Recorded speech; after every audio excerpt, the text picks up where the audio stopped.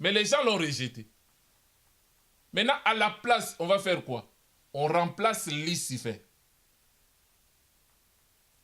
Il prend cette place-là, avec l'œil, pour dire, c'est lui qui contrôle, qui gère toutes les institutions de la terre.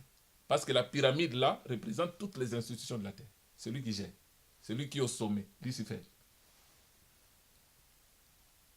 On reste sur cette base-là. Je continue. On va revenir. Hein. Il dit, c'est un prodige à nos yeux. Verset 44. Matthieu 21. C'est pourquoi je vous l'ai dit, le royaume de Dieu vous sera enlevé. À qui? À ceux qui bâtissaient. Aux Juifs qui sont endurcis, qui ont rejeté le Messie. Le royaume leur sera enlevé. Elle sera donnée à qui? À une autre nation qui rendra des fruits. Or, quand il parle d'une autre nation qui rendra des fruits, il parle du peuple des gentils. C'est là où il dit, dans la prophétie d'Ésaïe, confirmée par l'apôtre Paul, dans Romains 11, « J'appellerai mon peuple ceux qui n'étaient pas mon peuple. Je me laisserai trouver par un peuple qui ne me cherchait même pas. » Là, il parlait du peuple des gentils que nous sommes. Amen. 44, il dit quoi? Celui qui tombera sur cette pierre s'y brisera. Et celui sur qui elle tombera sera quoi? Écrasé. Après avoir entendu ces paraboles, les principaux sacrificateurs, les pharisiens, comprirent que c'était d'eux que Jésus parlait. Qu'est-ce que Jésus voulait dire par là? Il voulait dire ceci. Vous m'avez vu la pierre angulaire. Vous voulez par exemple des briques carrées, mais moi je forme l'angle. Vous avez trouvé c'est comme s'il n'a pas de forme. Vous m'avez rejeté. Quand vous avez construit la pyramide, vous arrivez vers le sommet, vous trouvez qu'il faut qu'il y ait une pierre angulaire. Une pierre qui doit former l'angle. Mais comme nous l'avons déjà rejeté, nous devons le remplacer par une autre pierre, soit disant qu'il forme l'angle, Lucifer, à la tête. Mais maintenant le problème. La prophétie ici parle des deux venus. Il dit, celui qui tombera sur cette pierre sera brisé. Ça, c'est la première venue. Tomber sur la pierre qui est Jésus, tu seras brisé. Le brisement. Là, nous voyons la nouvelle naissance. Mais maintenant, la seconde venue, il dit quoi? Et celui sur qui la pierre tombera sera écrasé. Donc, c'est pour dire, dans la seconde venue, je viendrai pour écraser. Amen. Maintenant, lui, en tant que pierre angulaire, quand il va descendre, il va commencer d'abord par écraser celui que vous avez mis au sommet. Lucifer, il l'écrase. Il reprend maintenant sa place de pierre angulaire pour diriger toutes les nations, les corps de ces pyramides pendant les milléniums. C'est là où la Bible dit, j'ai vu une pierre, dans Daniel, chapitre 2, détachée sans le secours d'aucune main. Mais la pierre a touché les orteils, c'est-à-dire le dernier empire, le quatrième, qui sera formé. Parce que Babylone, la tête est déjà passée, les Mèdes et les Perses sont déjà passés, les Grecs sont déjà passés, maintenant l'empire romain, c'est la bête qui était, qui n'était plus, qui réapparaît. Maintenant, il frappe les orteils et toute la statue, c'est-à-dire toutes les institutions, tout ce que les hommes ont constitué, tout ce que les églises religieuses, tout ce que la politique a fait, ça va fondre. Et il dit, cette pierre-là est devenue une grande montagne.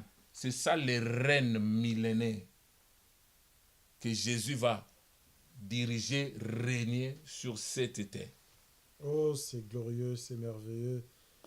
Chers internautes, fidèles téléspectateurs, je crois que, comme moi, vous êtes bénis hein, par l'exposé du docteur Saint, comment il explique les mystères. Nous sommes toujours là dans la série La Révélation des mystères, et c'est très important. Donc là, nous voyons en fait, par ce passage, la différence qui existe entre la première et la seconde venue du Seigneur Jésus-Christ de Nazareth. Alors, docteur Saint, mais nous voulons comprendre parce que c'est comme on a dit, mais vous l'avez plus ou moins, vous avez déjà donné quelques éléments de réponse de la question que je m'apprête à vous poser, mais je vous la pose quand même parce que beaucoup veulent comprendre pourquoi fallait-il que Jésus meure à la croix pour sauver l'humanité. Y avait-il pas un autre moyen? Et plusieurs fois, nous avons vu, que ce soit dans les vidéos, ou des gens d'une certaine religion contestent le fait que Jésus-Christ de Nazareth soit mort à la croix dans le but de sauver l'humanité. Vraiment, c'est quelque chose qui dépasse leur entendement.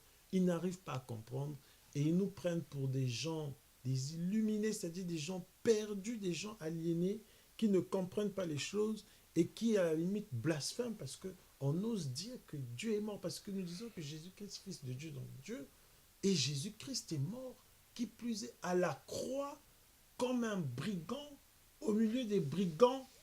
Alors, comme la Bible dit, scandale pour ceux qui périssent, mais puissance de Dieu pour ceux qui doivent être sauvés. Comment c'est compliqué. Donc, le pourquoi de la mort de Jésus à la croix. C'est comme les gens aussi, quand ils font des débats, des fois ils disent que non, pour sauver l'humanité, tu dois forcément seulement mourir. Tu ne pouvais pas utiliser un autre moyen. Il n'y a pas un autre moyen. Parce que le problème, il y avait le problème du péché qui devrait être résolu. Hébreux 9, 22 nous dit, sans l'effusion du sang, il n'y a point de pardon des péchés.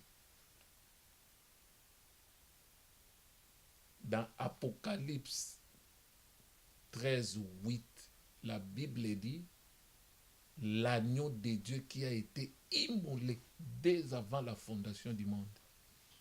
Donc c'est pour dire, ça devait être comme ça et ça devrait s'accomplir comme ça. Je prends rapidement Deutéronome 21. Vous pouvez prendre Ésaïe 53, le verset 12. Je prends Deutéronome 21, le verset 23. Là, je suis dans la Torah.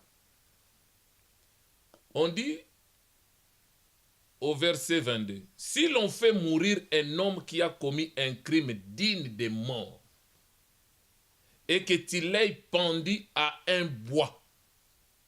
Tu vois déjà dans Deutéronome, on parle de bois. Donc quand on parle de bois, nous voyons la croix. Son cadavre ne passera point la nuit sur les bois. Mais si tu l'enterreras le jour même, car celui qui est pendu est un objet de malédiction auprès de qui? De Dieu. Et tu ne t'essuieras point le pays que l'Éternel de Dieu te donne pour héritage. Tu vois le verset là, Deutéronome 21, 22 à 23. Celui qui a commis le crime, qui est digne de la mort, c'est l'homme, Adam. Parce que Dieu avait dit, le jour où tu en mangeras, tu mourras certainement.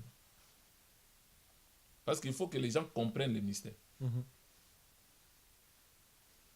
Je vais revenir sur ça, c'est important. Amen. Amen. Quand l'apôtre Paul, dans 1 Timothée chapitre 2, je crois le verset 13, il dit, ce n'est pas Adam qui a été séduit, mais Ève séduite et s'est rendue coupable de transgression. Le contexte de l'apôtre Paul, il veut tout simplement nous dire, c'est Ève qui a péché. Adam, qui est l'image du véritable Adam qui est Christ, ne connaît pas le péché. Et il ne péchera jamais. C'est ça le contexte. Parce que c'est pourquoi nous disons la Bible s'interprète par elle-même. Si vous allez dans Romains chapitre 5, le verset 12 jusqu'au verset 14, l'apôtre Paul dit ceci. Par un seul homme, Adam, le péché est entré dans le monde, et par le péché, la mort. Donc, selon Romains 5, 12, c'est Adam qui a introduit le péché et la mort. Mais dans l'autre contexte, il nous montre que Adam ne connaît pas le péché. Donc c'est pour dire, Adam qui ne connaît pas le péché, c'est ça l'image du véritable, le second et le dernier Adam qui est Jésus-Christ. Il ne connaît pas le péché. De la même manière, quand Dieu a formé Adam le premier, Ève était cachée dans Adam. Donc pendant que Adam marchait dans les jardins d'Éden, mais Adam ne savait pas que Ève était cachée en lui, parce que Adam était double, mâle et femelle. Au temps marqué, Dieu a dit, il n'est pas bon que l'homme soit seul, il faut maintenant que je puisse sortir la partie femelle, que nous avons appelée femme, Ève. Mais maintenant, pour que Ève soit manifeste, il faut que Dieu tue Adam. C'est là où il a utilisé le profond sommeil. Et c'est le même langage que Jésus a utilisé dans Jean 11, quand il parlait de la mort de Lazare. Il dort. Donc, en tuant Adam dans les jardins d'Éden, il a retiré Ève, la partie femelle.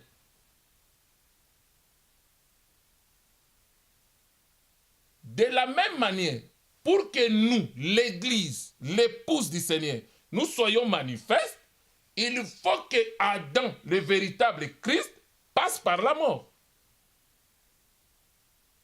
Donc c'est par la mort de Christ,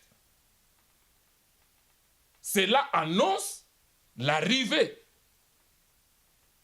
de l'épouse. C'est pourquoi, dans le naturel, quand une femme va accoucher, il y a des choses qui sortent et qui témoignent la venue du bébé. Il y a l'eau et le sang. C'est là la Bible dit, Jésus-Christ n'est pas venu seulement, il est venu avec l'eau et le sang. Donc l'eau et le sang qui sont sortis annonçaient l'arrivée de l'Église, les jours de la Pentecôte. Donc tu vois, maintenant, Adam ne pouvait pas dire à Ève, comme tu as péché, c'est ton problème. Attends maintenant quand Dieu viendra le soir, toi-même tu auras des comptes à rendre. Si Adam avait fait ça, nous ne serons pas sauvés. Mais Adam avait compris.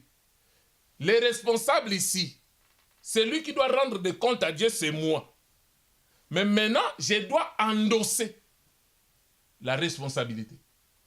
Il a dit à Ève, donne-moi. C'est ça ce que Christ a fait. C'est nous qui avons péché.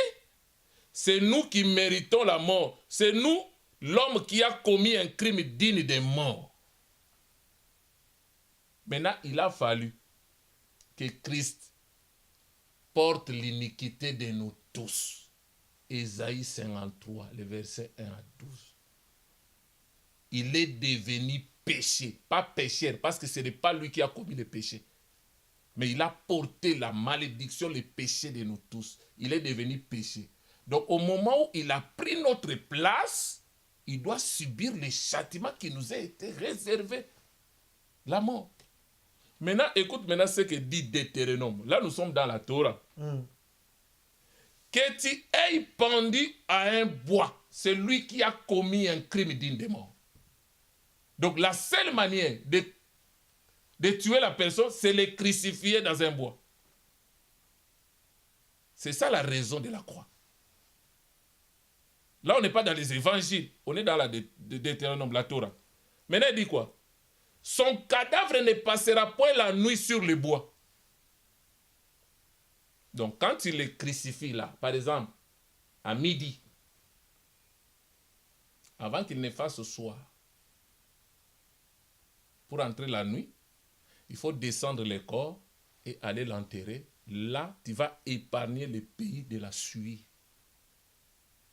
Mais si, par mégarde, vous avez oublié le corps à la croix et que ça fait nuit, les jours suivants, tu prends le corps, tu vas enterrer, là, tu suis le pays. Tu ramènes la malédiction dans le pays. C'est ça, ce que dit la Bible. Mais maintenant, Israël a souillé le pays. De quelle manière? Ils ont tué Jésus. Ils l'ont crucifié à midi. Je crois que c'était depuis la 6e heure. Hein? Midi, tout ça. Maintenant, pendant que le corps était à la croix, il y a eu les ténèbres. Depuis la 6e jusqu'à la 9e heure. Or, les ténèbres qui est venu là, c'était l'image de la nuit. Pour dire, Israël a oublié le corps du crucifié à la croix et ce corps a passé la nuit. Oh! Donc, au moment où les ténèbres passaient, c'est supposé que la nuit est passée.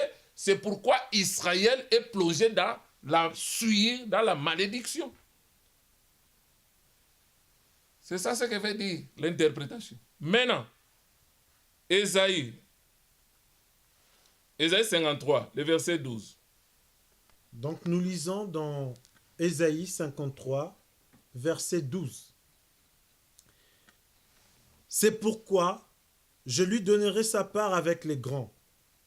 Il partagera le butin avec les puissants, parce qu'il s'est livré lui-même à la mort et qu'il a été mis au nombre des malfaiteurs, parce qu'il a porté les péchés de beaucoup d'hommes et qu'il a intercédé pour les coupables. Amen. Amen. Les coupables, c'est nous. Lui n'a jamais péché. Il n'a jamais commis le péché. Non. Même devant les pharisiens, il disait, qui de vous me convaincra de péché? Personne. Mais il est devenu péché. À la croix, il a porté nos malédictions. Et la Bible dit, le châtiment qui nous donne aujourd'hui la paix avec le Père est tombé sur lui, sur Jésus. Même quand nous prenons Galates, Galates chapitre 3, le verset 13, vous allez prendre Marc 11, le verset 28. Moi, je prends Galates chapitre 13, chapitre 3, le verset 13. La Bible dit, Christ nous a rachetés de la malédiction de la loi, étant devenu malédiction pour nous. Car il est écrit, maudit est quiconque est pendu au bois, afin que la bénédiction d'Abraham eût pour les païens, les gentils, son accomplissement en Jésus-Christ, et que nous recevions par la foi l'Esprit qui a été promis. Donc, si Jésus n'était pas mort, si Jésus n'avait pas endossé notre responsabilité, nous ne serons pas sauvés. Même les peuples juifs ne seront pas sauvés parce que l'épouse est constituée des juifs messianiques représentés par les branches de l'olivier franc qui sont là dans l'olivier conformément à leur nature et les branches de l'olivier sauvage que nous étions. On nous a greffé contrairement à notre nature. C'est là l'apôtre Paul dit dans Romains 11, toi qui es greffé là, de l'olivier franc et sauvage, nous, c'est par la foi que nous subsistons là. Et nous devons craindre. Pourquoi? Parce que si Dieu n'a pas épargné les Juifs à cause de leur incrédulité, et maintenant toi qui subsistes, crains. C'est là où nous disons qu'à partir de là, il y a beaucoup qui plongent dans la confusion sur la théologie de la substitution, que nous avons remplacé Israël. Non, parce que dans l'épouse, il y a d'abord Israël parce que le salut vient des Juifs. Nous venons seulement nous ajouter. C'est pourquoi vous allez voir, il y a plusieurs illustrations. Avec l'histoire de la reine Esther et la reine Vasti. Vous allez voir que la reine Vasti représente Israël. Celui qui était l'épouse du roi. Et la Bible dit la 3e année du roi Assyrus. Pourquoi 3e année? C'est la 3e année que la reine Vasti va refuser que le roi lui présente devant les invités. Or, les invités, c'est ça l'image des nations. C'est ça le plan que Dieu avait prévu de prendre Israël, de faire d'Israël un roi. Pourquoi la 3e année? Que la reine Vasti devrait refuser qu'il soit présenté. Parce que Jésus a commencé son ministère à l'âge de 30 ans, selon la recommandation de Moïse. Mais maintenant, il a fait son ministère pendant 3 ans et demi. Donc, vers la fin de son ministère, il devrait être rejeté par les Juifs. Mais maintenant, les rejets là, nous les voyons avec la reine Vasti qui a refusé qu'il soit présenté au peuple. Parce que Dieu voulait faire d'Israël le royaume des sacrificateurs, une nation sainte pour apporter la parole aux nations. Maintenant, au moment où la reine Vasti a refusé, maintenant les conseillers du roi, ils ont dit quoi? Ça ne peut pas tu ne peux pas laisser passer. Donc, excusez-moi, le roi doit décider. Et la Bible dit, pendant que le roi était en colère, on a dit, bon voilà, il faut choisir une esclave, tout ça, qu'elle soit belle, belle de figure, vierge, jeune. Ils ont fait des sélections, tout ça. Ils ont pris Esther, parce qu'Esther avait 4 qualités. Vierge, jeune, belle de figure et belle de taille. La taille que les autres n'avaient pas. Maintenant, la reine Esther est montée sur le trône. Mais ce n'est pas définitif. C'est pour un temps. Parce que la Bible dit, quand la colère du roi s'est apaisée, il s'est souvenu de la reine Vasti parce qu'il l'aimait. C'est ce que la Bible dit. Pour l'amour de Sion, moi l'Éternel, je ne me tairai jamais. Donc si Dieu a retranché d'autres branches de l'olivier franc, que nous appelons des Juifs, dans l'incrédulité, ils sont devenus ennemis avec Dieu à cause de l'évangile. Mais c'était pour que le salut devienne accessible aux gentils. Donc nous entrons par la grâce, nous faufilons dans l'olivier qui est Israël pour que nous soyons sauvés. Et vous allez voir, par exemple, quand nous prenons la prophétie des 70 semaines d'année de Daniel. Là, je suis dans Daniel 9. À partir du verset, je peux prendre le verset 24, on peut lire ça rapidement. Daniel chapitre 9.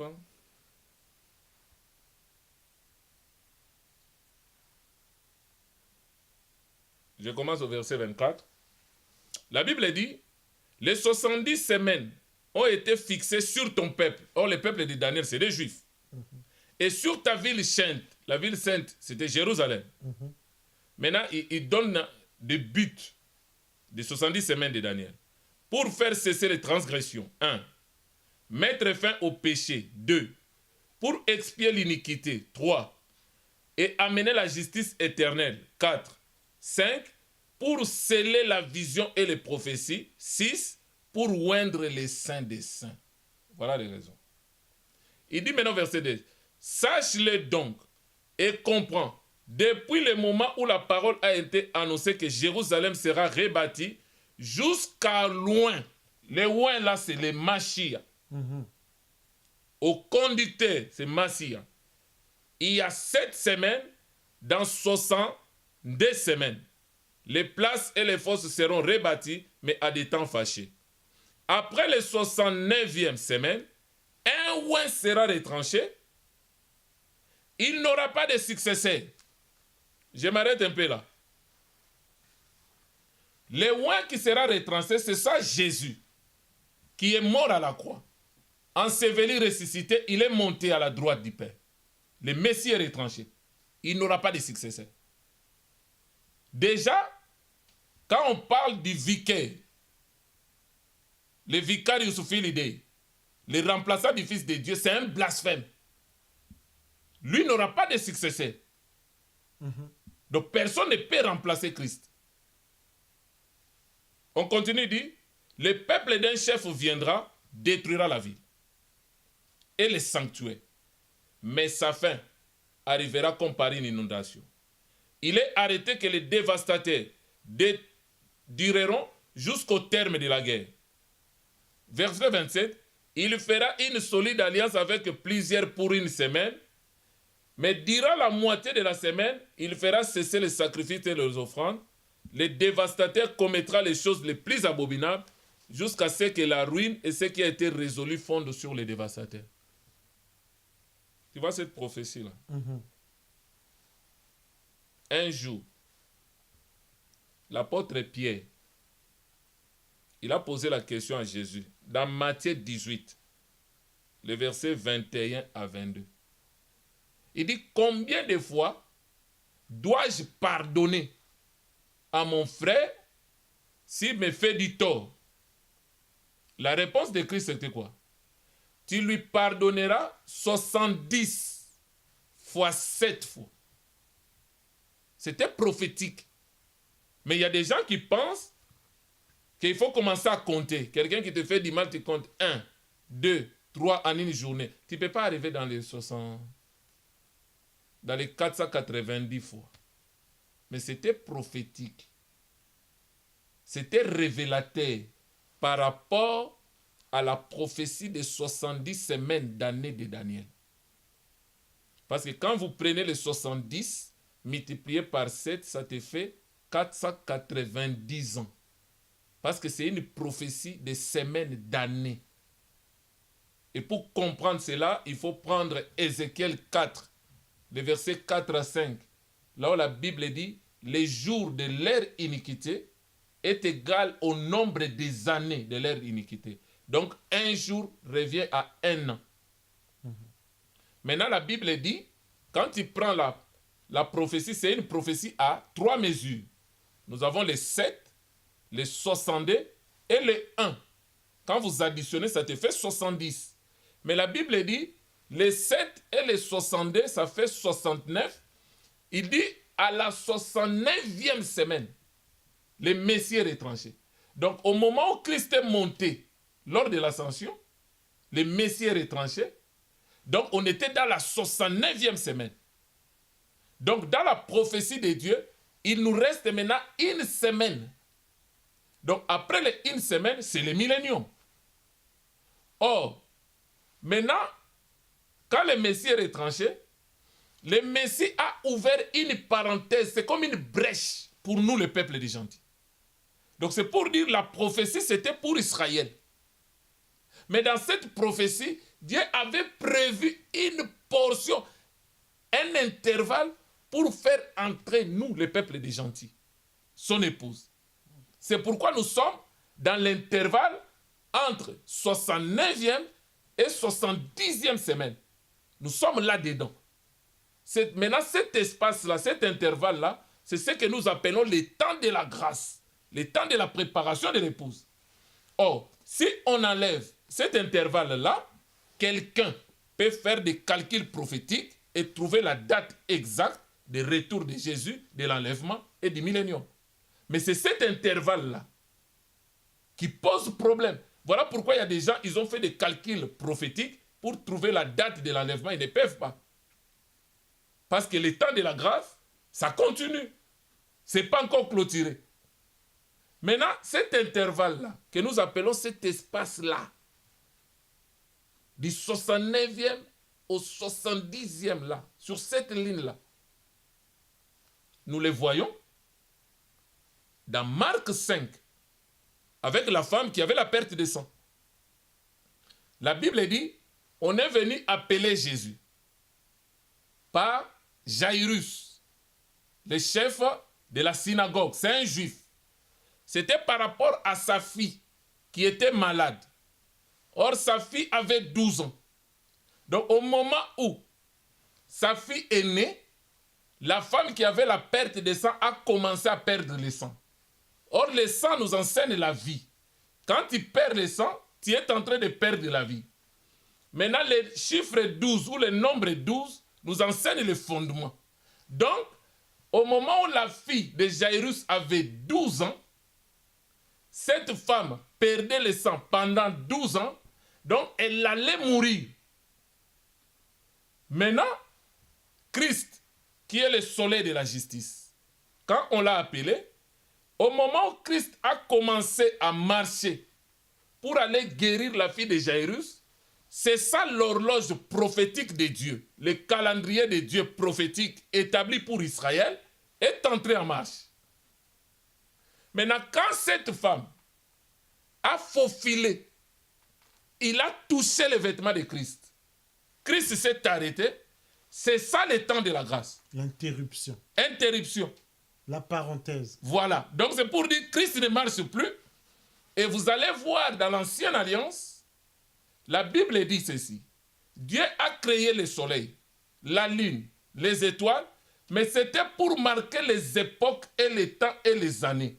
Maintenant, Josué, qui avait accepté le peuple gabaonite, là, les gabaonites, c'est l'image de nous. Israël nous a acceptés parce que le salut vient des Juifs. Nous avons fait alliance avec Josué. Nous sommes entrés maintenant. Nous devenons un seul peuple. Le combat des Gabaonites devient le combat des enfants d'Israël.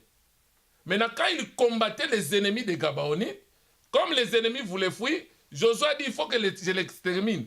Maintenant, comme il voulait faire nuit, la Bible dit Josué arrêta le soleil sur Gabaon.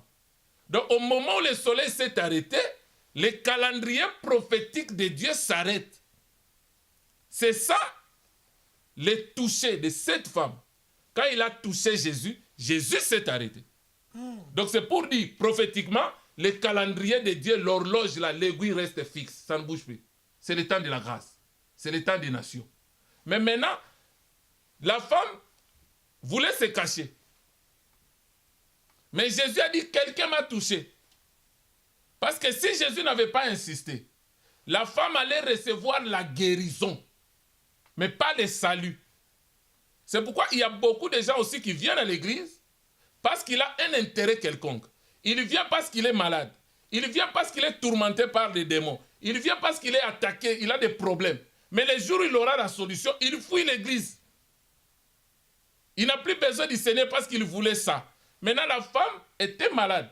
Elle perdait le sang. C'est ça l'image de l'église qui perdait la vie. Maintenant, quand il a touché, la maladie s'est arrêtée. Mais Jésus a dit, quelqu'un m'a touché. La femme a compris qu'on l'a vu. Elle est sortie, elle a dit, c'est moi. Et Christ a ajouté, ta foi t'a sauvé. C'est comme l'histoire des 10 lépreux. Amen. J'allais parler de ça justement. Les 9, ils venaient pour la guérison physique. Ils étaient guéris. Parce que quand Jésus a dit, allez voir les sacrificateurs, c'est-à-dire c'est le sacrificateur qui doit examiner si le lépreux là est pire ou pas, s'il peut intégrer la société ou pas. Mais au moment où il partait, Christ avait déjà guéri parce qu'il est Jéhovah Rapha. Mais la Bible dit qu'il y avait seulement un Samaritain qui est revenu. Mais les Juifs, ils étaient partis. C'est là où Jésus dit, mais vous étiez 12. Où sont les 9? Ils sont partis. Mais il n'y avait qu'un Samaritain qui est venu pour dire merci. Et Jésus lui dit quoi? Ta foi t'a sauvé. Mais les autres, ils ont reçu la guérison. Mais ils ne sont pas sauvés. Donc tu vois déjà cet intervalle-là. C'est ça le temps de la grâce. C'est pourquoi, après l'enlèvement de l'épouse, l'horloge prophétique de Dieu va entrer en marche. Donc là, maintenant, on va entamer la dernière semaine de la prophétie des 70 semaines d'année de Daniel. Maintenant, une semaine à 7 jours qui est équivalent de 7 ans, ça sera maintenant la période de 7 ans, 3 ans et demi de la tribulation et 3 ans et demi de la grande tribulation. Et après les 7 ans, ça sera le retour de Christ pour établir son royaume sur la terre. Oh, c'est merveilleux. C'est merveilleux, là, nous, chers fidèles internautes, fidèles téléspectateurs, voyez comment avec brio le Docteur Saint a exposé une fois de plus sur cette thématique que nous abordons aujourd'hui, qui est merveilleuse et qui, je crois, vous édifie énormément. Docteur Saint, je crois que là, nous allons bientôt chuter, nous sommes quasiment à la fin de notre réunion, notre numéro d'aujourd'hui. Mais, Docteur Saint, actuellement, quel est le positionnement de Jésus? Amen, amen. Quel est le positionnement? Comment on peut situer Jésus-Christ par rapport justement aux Juifs? Je sais que vous avez déjà donné des éléments de réponse quand vous avez expliqué, mais comment on peut situer Jésus? Ce Jésus, les Juifs, les gentils, les nations, l'interruption, comment on peut, Jésus actuellement, Jésus-Christ, comment on peut le situer actuellement? Merci pour la question. Donc, avant d'aborder le point sur la position de Jésus actuellement, je voulais souligner un élément important. Les gens qui avaient rejeté Jésus, c'était plutôt des chefs religieux. Parce que les chefs religieux étaient des chefs du peuple. Maintenant, ils voyaient que le peuple aimait Jésus. Mais ce sont eux, les chefs religieux, qui n'aimaient pas Jésus. Qui disaient que c'est un imposteur. Mais maintenant, il fallait tout faire pour incriminer Jésus auprès du peuple, pour que le peuple aussi rejette le Messie. C'est pourquoi ils accomplissaient la prophétie de Dieu sans le savoir. Parce que déjà dans Deutéronome, on nous parlait déjà du bois. On nous disait déjà que maudit soit quiconque est pendu au bois. Tout ça a été déjà prédit. Mais maintenant, ils ont coopéré avec des Romains pour que Jésus subisse une mort scandaleuse de la croix. Comme ça, ils diront au peuple, il ne peut pas être notre Messie, parce que la mort à la croix est réservée aux malfaiteurs. Et là, notre Torah nous dit, maudit est quiconque est pendu au bois. Comme ça, le peuple va dire, ah oui, les chefs religieux ont raison. Il n'est pas notre Messie parce que la mort là, voilà. Tu vois? Mais maintenant,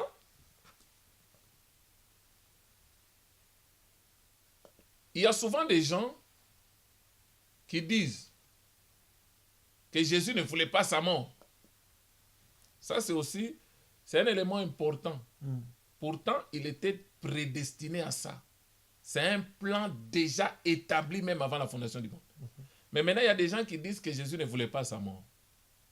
Je vais éclairer un peu le peuple de Dieu. Au début de l'émission, j'avais dit, Marie avait enfanté l'enfant Jésus, mais pas Christ. Parce que le jour où Christ parlait de sa mort, les gens qui connaissaient les Écritures, ils ont dit à Jésus, comment tu dis que tu vas mourir pendant que dans notre loi, il est dit que le Messie ne meurt point. Mais toi, tu dis, tu vas mourir. Tu es quel genre de Messie? Donc, c'est pour dire, la partie Christ ne peut pas mourir. Celui qui doit mourir, c'est la partie humaine. Jésus. Qui est sorti de Marie. De la même manière, la partie Christ était venue devant le Jourdain. Au moment où il a porté l'iniquité de nous tous à la croix, il est devenu péché. Automatiquement, la partie Christ devrait quitter le corps.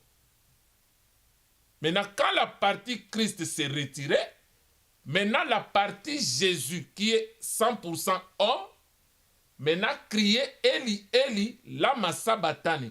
Mon Dieu, pourquoi m'as-tu abandonné? Parce que je ne peux pas rester là. Tu es devenu malédiction. Tu portes les péchés de l'humanité. C'est la partie Christ maintenant qui devrait se retirer. Allons dans le Gethsémane, dans Matthieu 26. Dans sa prière, elle disait, Père, si c'est possible, éloigne cette coupe. Mais sa prière était quoi?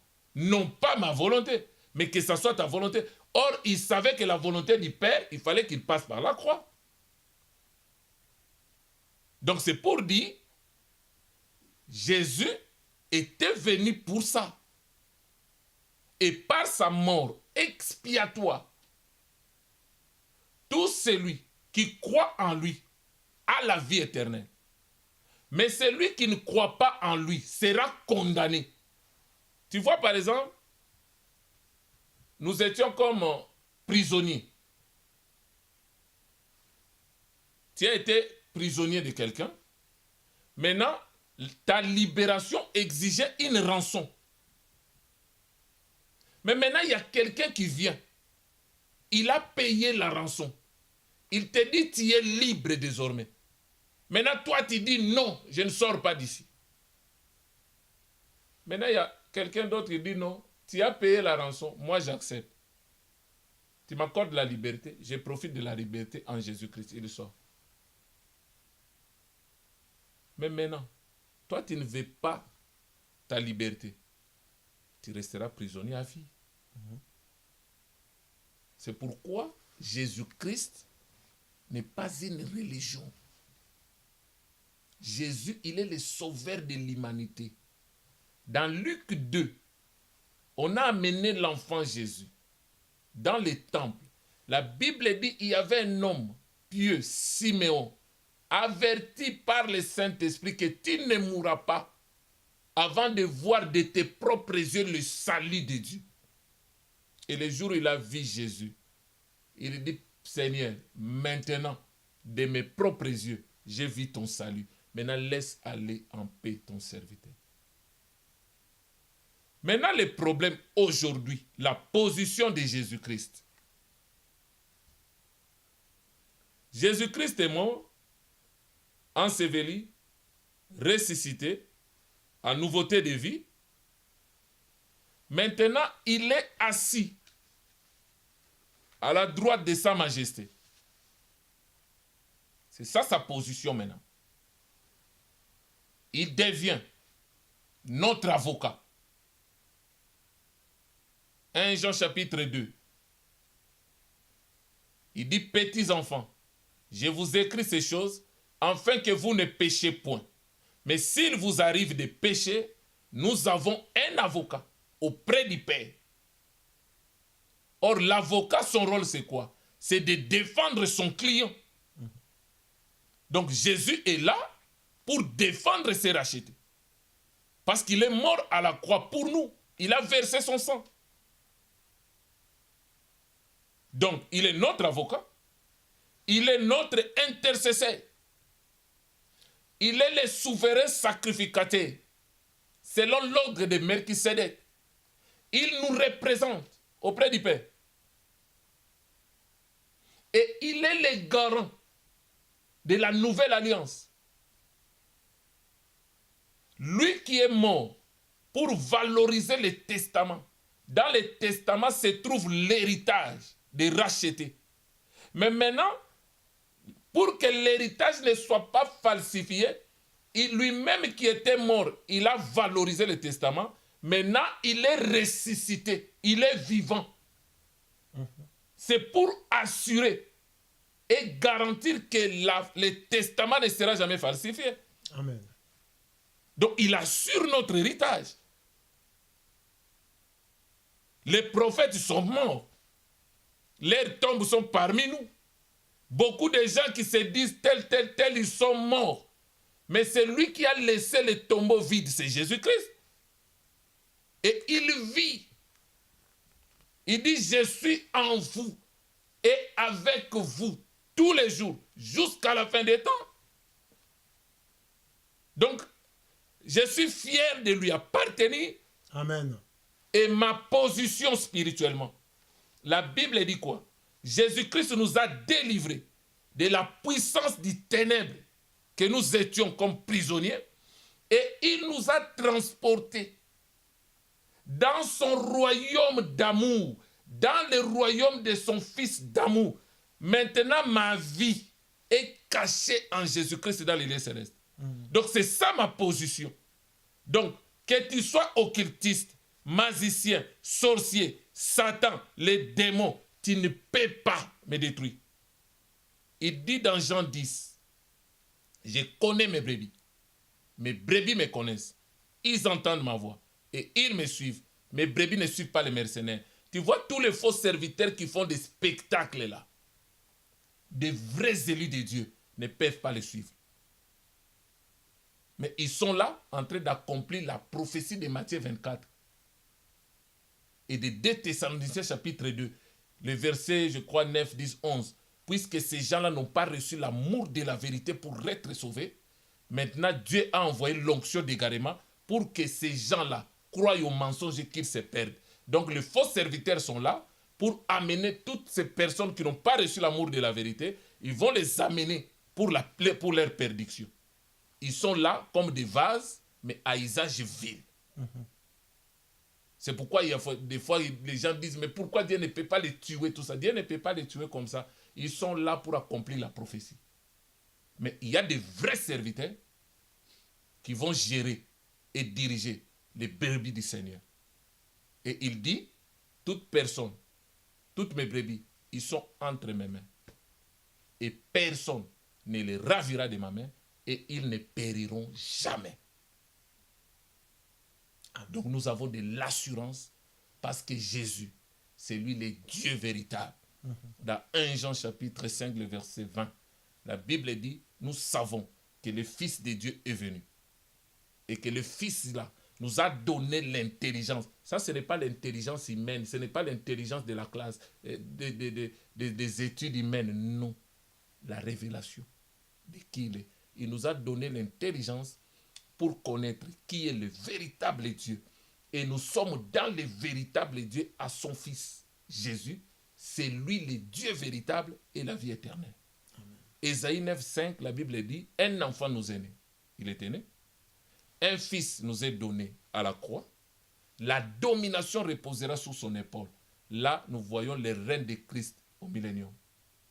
On l'appellera l'admirable, conseiller, Père éternel et Dieu puissant. Maintenant, les gens veulent qu'on donne encore quelques versets pour prouver la divinité de Jésus. Déjà, pour comprendre déjà la divinité, il faut commencer d'abord par la naissance virginale.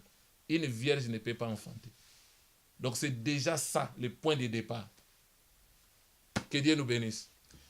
Que Dieu nous bénisse, bien-aimés, c'est sur ces mots, évidemment, que nous allons mettre un terme à ce numéro qui, je l'espère, vous a énormément édifié. C'est ça l'émission Doctrine, c'est la révélation des mystères. La Bible déclare que la gloire des rois, c'est de sonder les choses. La gloire de Dieu, c'est de cacher ces choses.